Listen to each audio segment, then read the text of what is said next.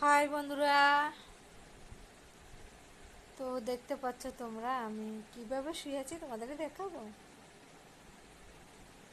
এটা কিন্তু টেবিল, আর আমি শুয়ে আছি সোফায়। টেবিলের উপরে বালিশটা দিয়ে এভাবে কাঠটা কাট করে রেখেছি।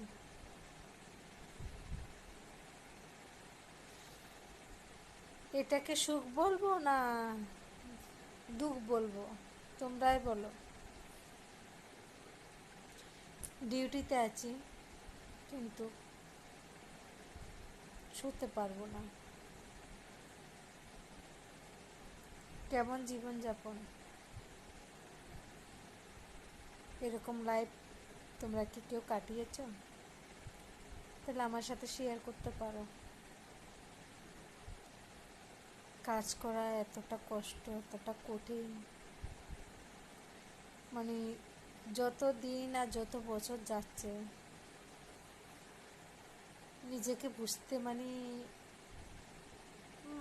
বেশি বেশি করে নিজেকে বুঝতে পারছি জীবনটা অতটাও সহজ না, অনেক কঠিন।